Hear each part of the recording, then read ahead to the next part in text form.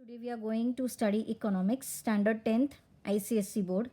The very first unit is demand and supply. Under this demand and supply, the very first chapter is demand analysis. We'll begin the chapter with the discussion of meaning of demand and the types of demand.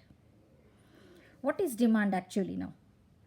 In any business activity or in the economics, these three words are very, very important.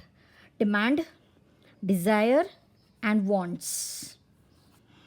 A commodity is demanded when it can satisfy a particular demand. If and only if it can satisfy a particular need, then and then only we can say that commodity is demanded. Mere desire to buy a commodity does not create an effective demand. To understand this, I have taken the example of beggar. Say beggar. Beggar desires four-wheeler car, but he cannot purchase it. He does not have any purchasing power. So, beggar desire does not constitute an effective demand.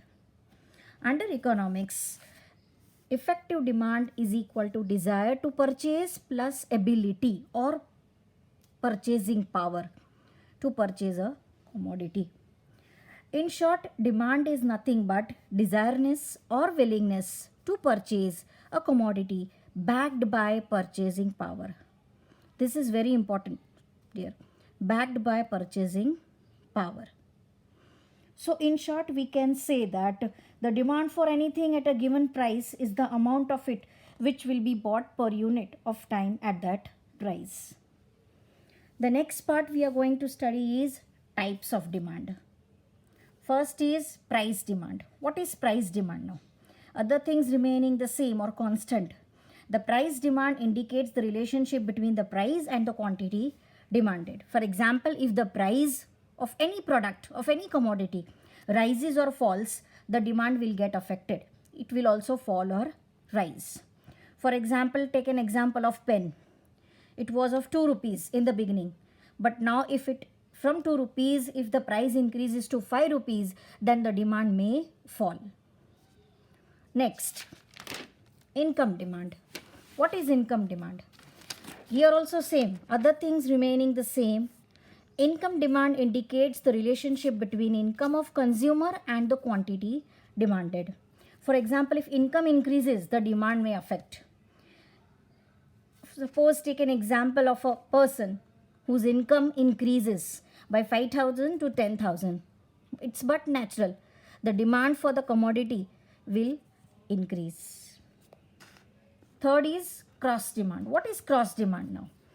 Cross demand indicates how is demand for a commodity affected by the changes in price of related goods. I have taken here the example of tea and coffee. If the price of tea increases or decreases, the demand for coffee will also affect. Either it will increase or it will decrease. Cross demand.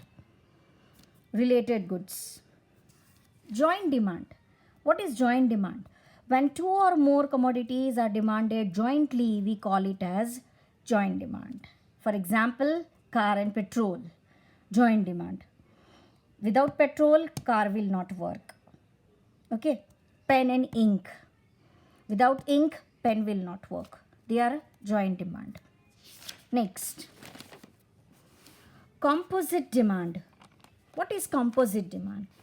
There are several commodities which can be used for several uses. For example, electricity.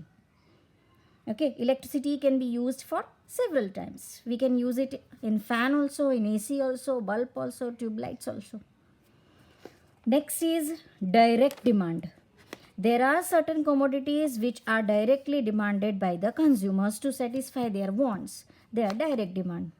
For example, food, water, clothes, they are the direct demand. They are directly demanded by the consumer. And then last one is derived demand.